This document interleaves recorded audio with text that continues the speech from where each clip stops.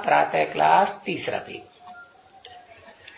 तो कोई ऐसे तो नहीं है कि आयुष्मान भव 21 पीढ़ी के लिए।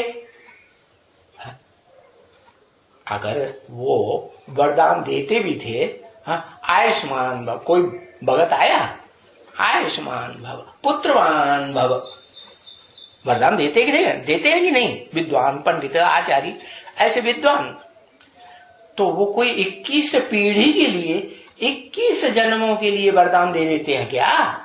है कितना? एक जन्म भी, वो भी मिला न मिला। तो देखो ऐसे कहते हैं आयुष्मान भव पुत्रवान भव धनवान, चलो धन भी मिल जाता है, पुत्र भी मिल जाता है। आयुष्मान भव माना क्या मतलब हुआ? आयुष्मान, आयु का ऐसे बढ़ती है?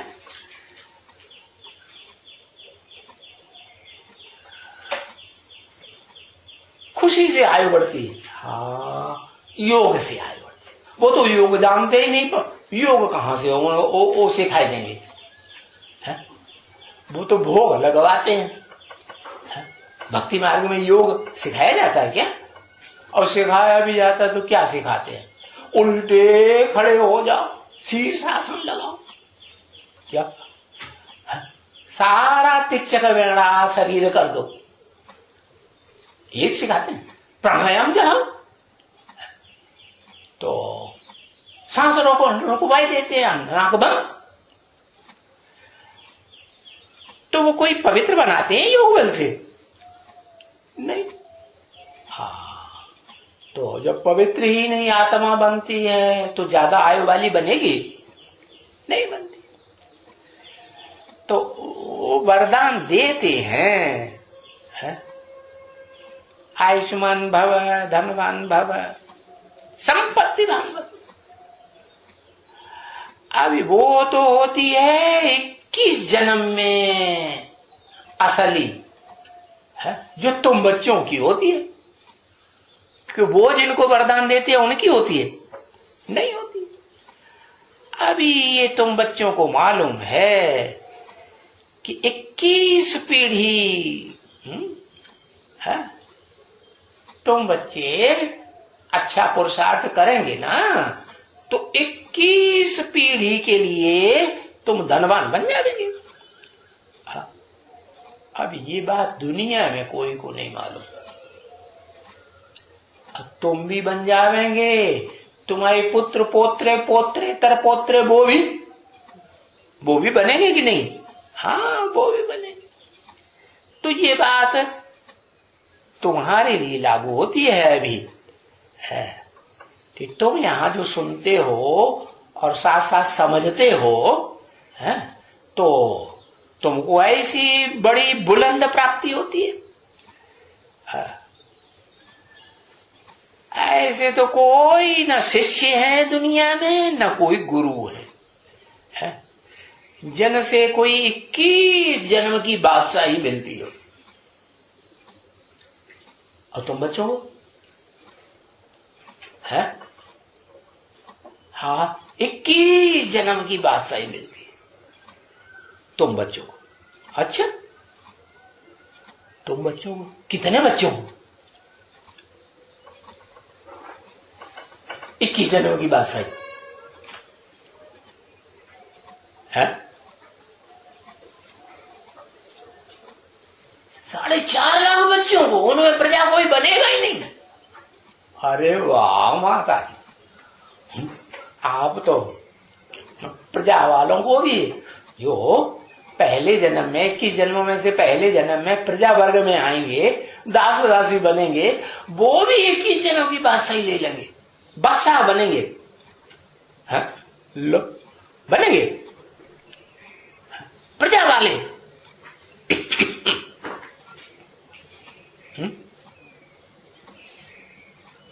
कहते हैं यथा राजा तथा प्रजा। है? सही बात है? जो प्रजा में चांडाल बनते हैं, प्रजा में दास दासी भी बनते हैं। चलो प्रजा में बड़े बड़े अधिकारी भी छोटे बड़े बन जाते हों तो उनकी बादशाही चलती है 21 जन्म, चलती है 21 जन्म चलेगी बादशाही।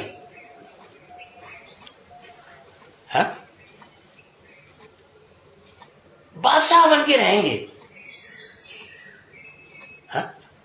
और बादशाह 21 जन्म के आधार पर 63 जन्मों का भी हिसाब बनता है। ऐसे होगा और तो नहीं। तो देखो बादशाही कहेंगे ना उसको बच्ची, हाँ बादशाही कहो, क्योंकि प्रजा भी क्या समझती है, हाँ? जो असल है 84 जन्म लेने वाला ज्ञान सूर्य विवस्वत का पार्ट होगा ना, होगे नहीं तो उसकी प्रजा, वो अपनी प्रजा को क्या सब प्रा माने प्रकृष्ट रूप से जा माने जन्म लेने वाली, क्या उस प्रजा ने कैसे जन्म लिया? इतना बड़ा महाभारी महाभारत युद्ध हुआ और उसमें से वो प्रजा निकली। अपने राजा को सहयोग दिया होगा कि नहीं?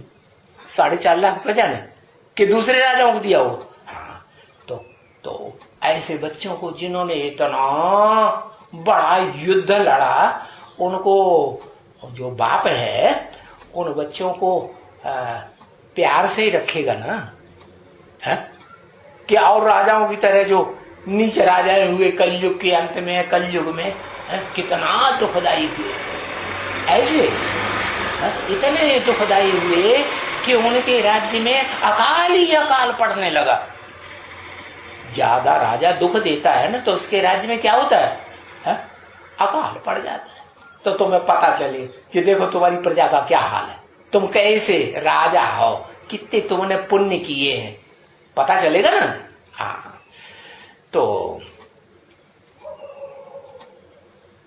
वो प्रजा भी उसको अपनी बादशाही समझती है। किसको? प्रजा वर्ग की 4.5 लाख आत्माएं होंगी, वो क्या समझेंगी कि भाई हम प्रजा बनेंगे, भले 21वें जन्म में मान लो बनेंगे, 21 जन्म में महाराजा तो होगा ना, राजा होगा कि नहीं? राजाएं तो त्रेता में बहुत होते हैं कि थोड़े बहुत होते हैं? त्रेता में बहुत राजाएं होते हैं। और सतयुग में एक ही राजा, एक जन्म में। राजा की महाराजा, महाराजा होता है। तो बताया कि प्रजा भी क्या समझेगी कि है किसका राज्य है? हमारा राज्य है, माना हमारे बाप का राज्य है। फकुर से कहेगी नहीं, हाँ, कि दूसरे को बाप बताएगी। एक लिंग भगवान की जय। तो एक की मनौती करेंगे या अनेकों की करेंगे? हाँ, जैसे महाराणा प्रताप हुए तो उनके घराने में एक लिंग भगवान को मानते थे, तो यथा राजा तथा प्रजा किसको मानेगी? है? अगर भक्ति भी करेगी तो एक ही भक्ति करेगी ना। हाँ, तो अभी ऐसे तो कोई भी नहीं होगा साधु संत महात्मा विद्वान पंडिताचार्य जो उनको ऐसा सिखलाता होगा। कैसा? कि यथा राजा सुखी रहता है तो वो अपनी ऐसा श्रेष्ठ राजा अपनी प्रजा को भी उतना ही सुखी रखता है। कि प्रजा रोती बिलखती रहती, अकाल नहीं पड़ता हुआ है? अरे श्रेष्ठ राजा होगा तो उसके राज्य में अकाल पड़ेगा, प्रजा दुखी होगी? हो ही नहीं सकती। तो ऐसा उनको साधु संत महात्मा अपने जो फॉलोअर्स हैं, जो उनके पीछे भागते आ रहे, गुरु जी की प्रवचन होने वाला है, भागो, काम छोड़ छाड़ के भागते हैं कि नहीं? हाँ, तो उनको सिखलाता होगा, फॉलोअर्स को नहीं सिखलाता होगा। पढ़ाता होगा है? नहीं पढ़ाता होगा। जो भविष्य में वो इतनी प्राप्ति करे। कैसी? कि यथा राजा तथा प्रजा भी उतनी ही सुखी अनुभव करे। समझे क्या कि हम जैसे राजा है वैसे हम उसके बच्चे भी हैं, और इस दुनिया में हम तो 3/4 सुख लेने वाले। क्या कहा? और धर्म वाले तो हाफ, आधा सुख जब जितने भी जन्म लेंगे, और आधा